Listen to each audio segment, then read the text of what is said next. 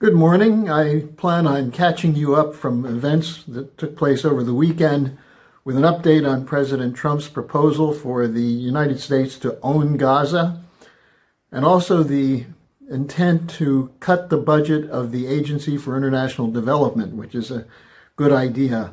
But first, I want to cover what the debate that took place last night between German Chancellor Scholz and his leading opponent, Friedrich Merz, what it tells you about the delusional worldview and mindset of most establishment politicians in the West. So I'm Harley Schlanger from the LaRouche organization with your daily video update for February 10th, 2025.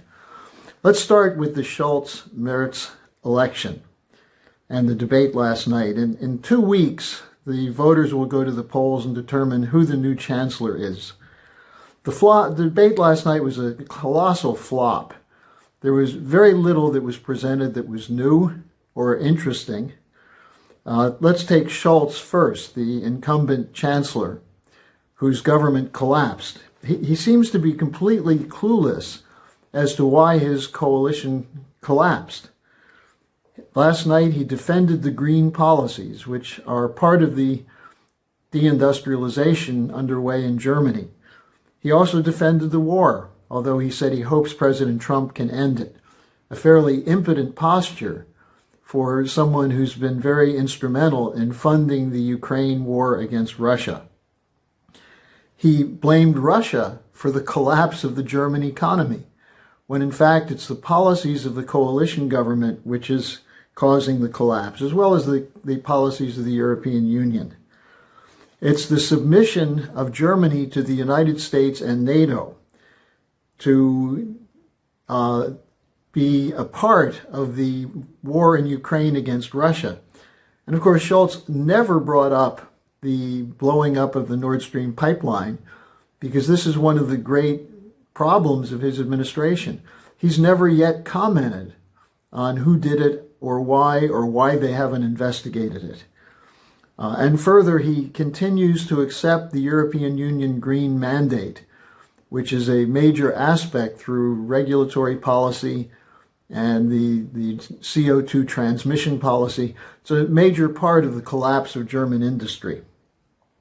So the idea that maybe Trump will end the war, that's hardly a policy to put before the German voters. And that he says he'll spend more to address the social collapse and the infrastructure collapse. Well, how do you do it when Germany is, at this point, under the debt brake, the black zero policy, and unable to spend more to increase the funding for the economy? So Scholz was pretty much exposed as having nothing to say. Now, Merz, on the other hand, well, there's no other hand. It's the same as Scholz. Merz, you should know, is the man from BlackRock.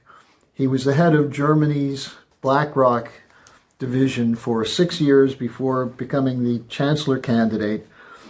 And he's typical of what you expect from BlackRock. Continue the war, spend more on defense, strong support for the transatlantic alliance.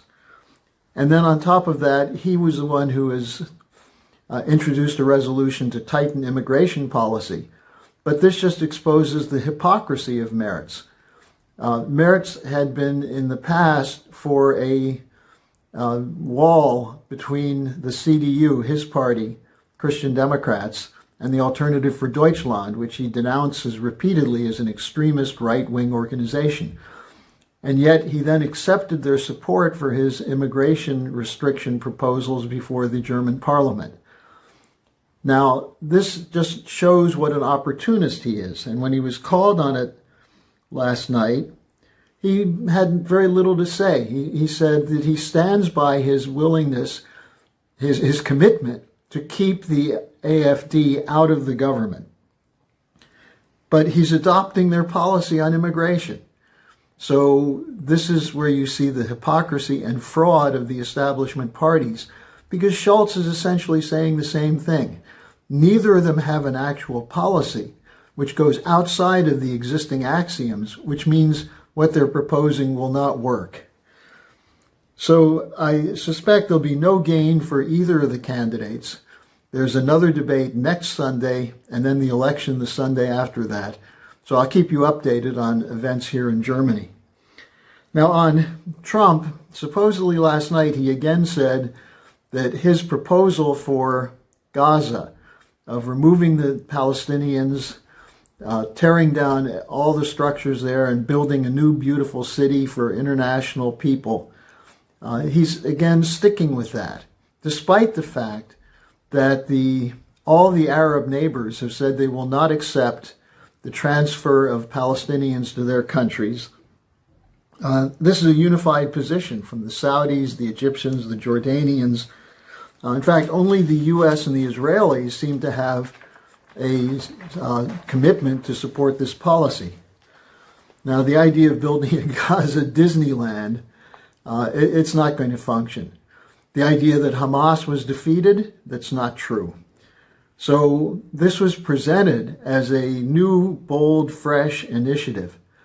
But it's neither new nor bold nor fresh. This goes back to the policy of 1923 of the founder of the party which Netanyahu now serves, the Likud party, Vladimir Jabotinsky, and his iron wall policy, which essentially is an iron fist to keep the Palestinians to accept that they have no rights, no power, no influence.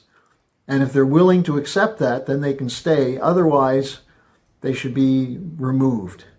And that's been the policy since 1948 by the Israelis in one form or another, including in the late 80s when Ariel Sharon was prime minister. And Sharon essentially said that he would move all the Palestinians to Jordan and declare Jordan as the Palestinian state. Now, the idea of military occupation, of a military force, that's not going to solve this situation. You have to go outside of the geopolitical axioms which have dominated relations between Israel and the Palestinians and the rest of the world toward Israel, which has been turning its back on the monstrous policies that have been carried out that you've seen nightly in the destruction of Gaza. Now, what's interesting is that Trump said if there's a better proposal, bring it to him. And that's what Mike Waltz, the national security advisor, said. Well, here's our gift to President Trump. The Oasis Plan. Change the axioms. Instead of trying to impose a solution with an iron fist, how about incentivizing peace through economic development, a cooperative policy around developing water supplies to green the desert? This is LaRouche's proposal. We've been discussing this. This is the only way so far that I know of that you actually change the relations in such a way as to give both sides an incentive to pursue peace that will bring mutual benefit to both parties. So I again will be linking the report, the video we made on the Oasis Plan, and this is really what has to be done. There's no other way to bring a resolution. But now that we have the offer from the president to come up with a better plan, let's take it. Now, let me just comment on something I'll be doing more on in the next couple of days. The attempt to rein in spending by going after the Agency for International Development. Most of what you're hearing about this is the typical left-right fraud. The Republicans saying this is wasteful spending for foreign aid. The Democrats saying this is another case of the Republicans opposing humanitarian measures.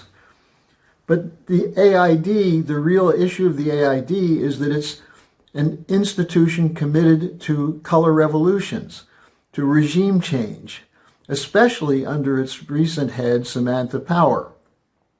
The AID worked closely with George Soros.